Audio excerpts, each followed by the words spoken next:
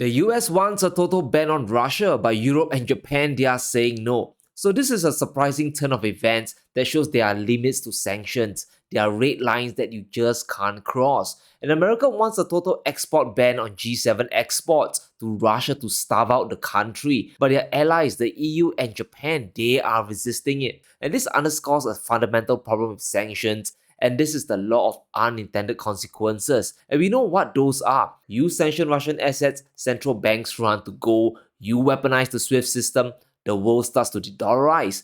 Every action has a reaction. And this is what the coalition is starting to realize, especially Japan and the EU. They are the ones who are taking the brunt of the damage, and their economies are on the edge. Now, countries always look after their self-interest, and trying to cut Russia completely off is a bridge too far. And this is why we are seeing Japan and the EU break ranks. They have to look after their own economies. And how do we know this? Just look at the grain situation between Ukraine, Poland, and Hungary. Now, these two countries, they are halting Ukraine's grain to save their own farmers.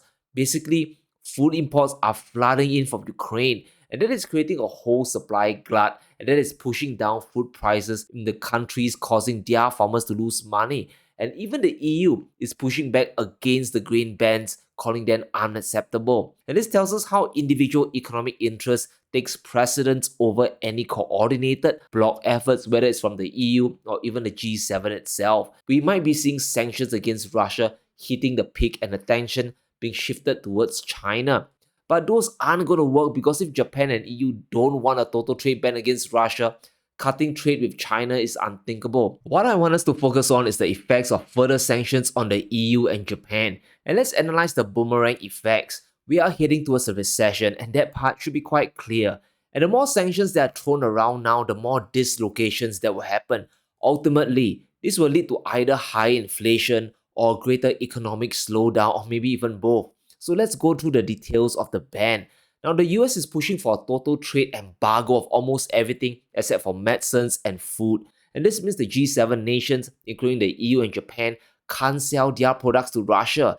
And the agenda is pretty simple here: deny Russia everything and cut them away from the world economy. But if Europe or Japan follows through with this, they're going to cut away vital revenue that's keeping their industries afloat. Now, the value of exports from the Eurozone to Russia has fallen by over 50%. It has gone from over 8 billion euros a month before the conflict to just 4 billion by last December. But the Russians are still buying tons of stuff from Europe. We are talking about machinery, pharmaceuticals, and vehicles, all worth billions in trade. So just imagine if Europe and Japan stop selling to Russia, they are going to lose $66 billion worth of trade that's still going into the country. That is still a lot of money that's supporting European industry.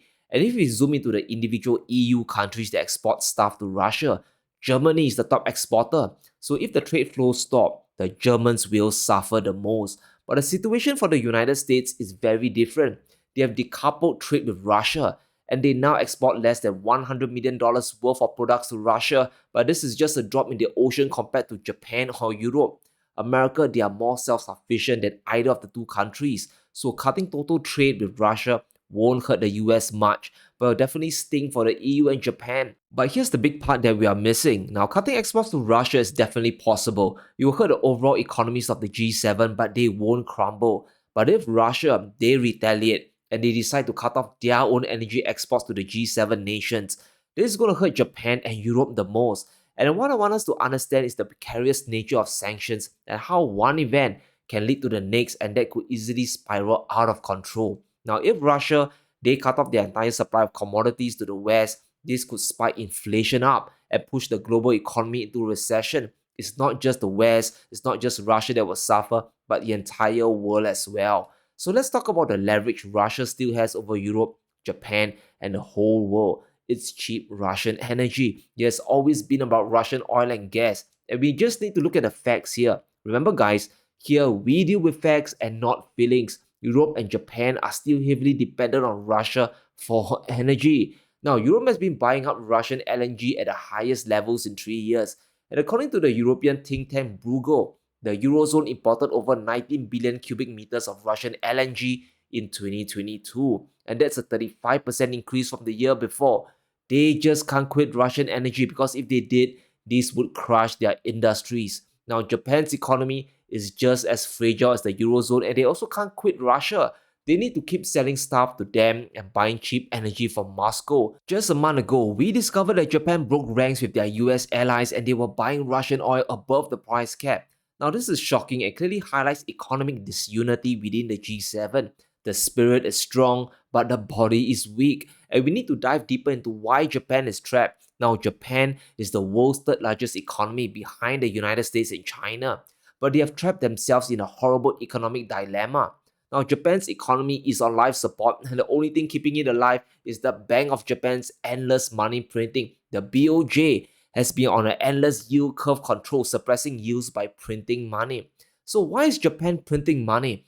Well, it's to stimulate their economy because they are trapped. The Bank of Japan is buying up all the government bonds, the JGBs, to keep yields down because they can't afford to let them go up.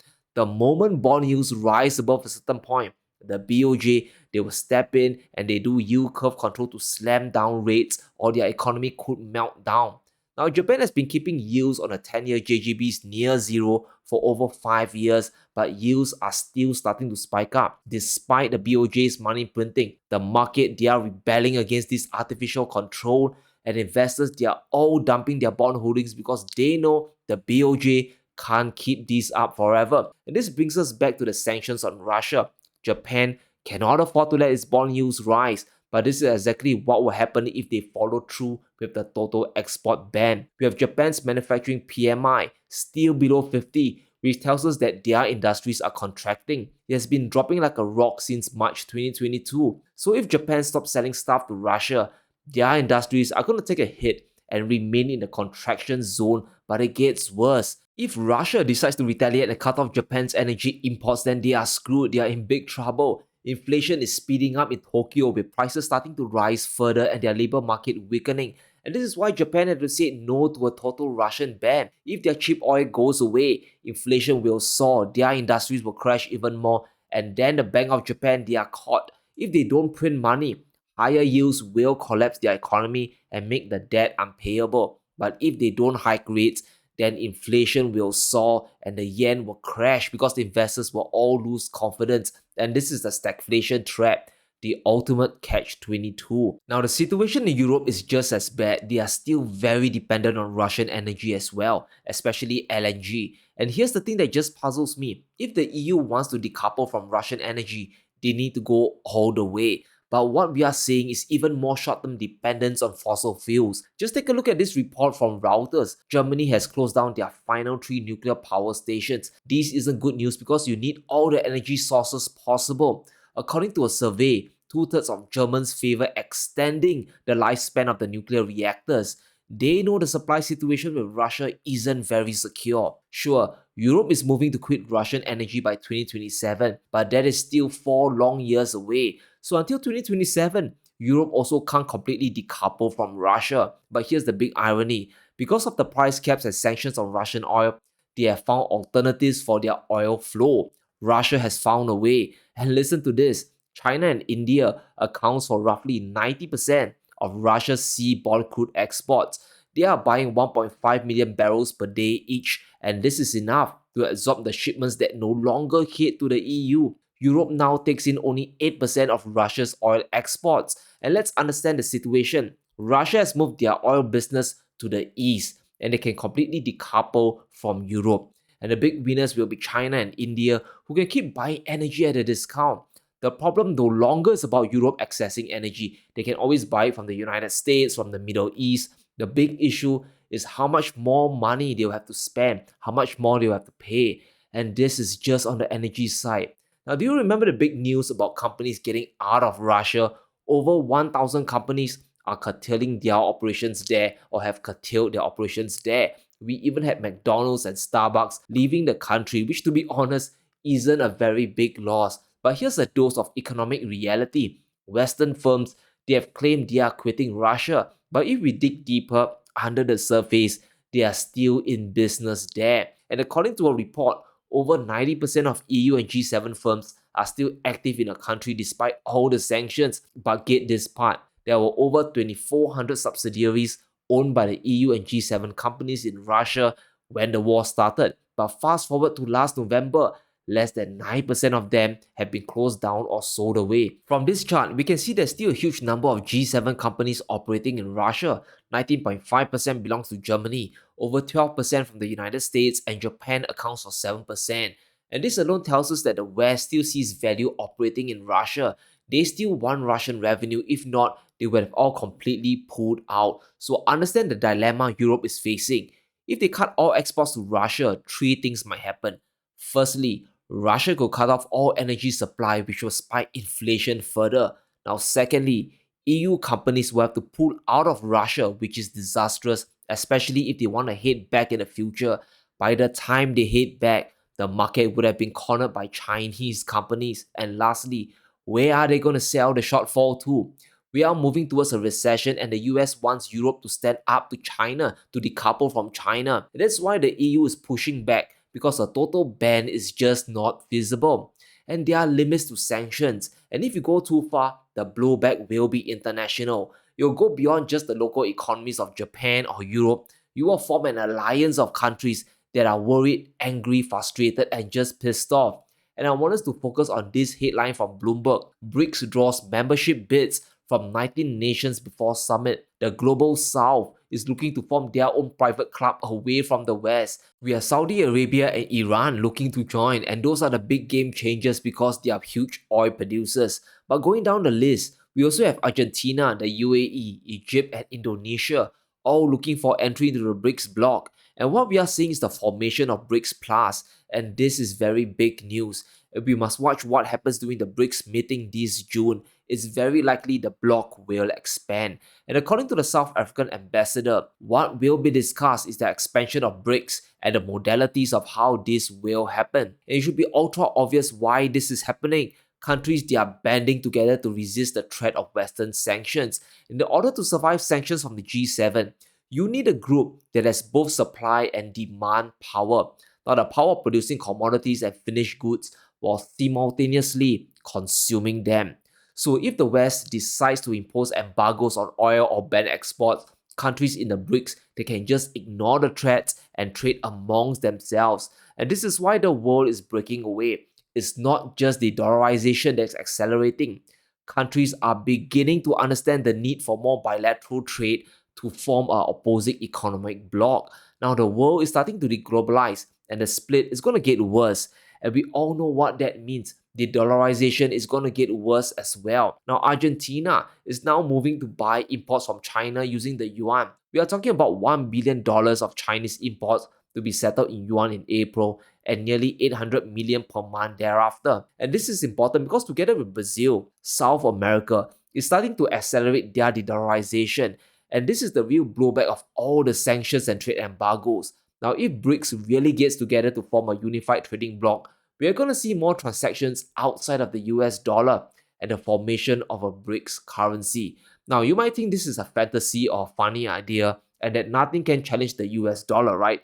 But if a BRICS currency is formed, this could flip the script on the dollar. We have a former White House economist admitting how a BRICS currency could shake the dollar's dominance, and he made a powerful point about why it will contribute to the erosion of the dollar's reserve status.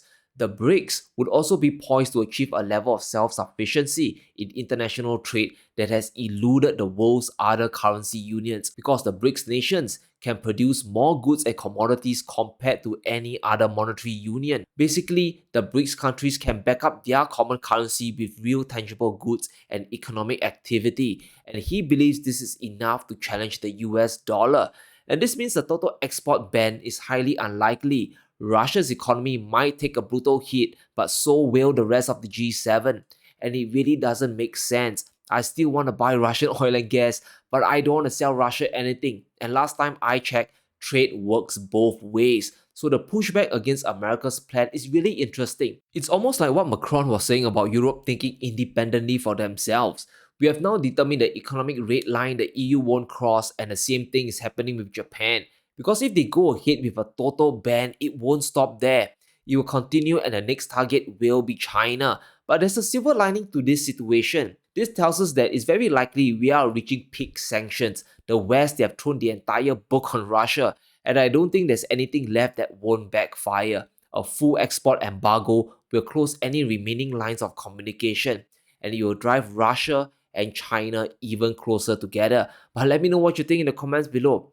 Are we finally done with all these sanctions, or will they do a 180 and really ban all exports to Russia? Let me know in the comments below. Stay safe, be sure to smash the like button and subscribe as we navigate through these crazy times.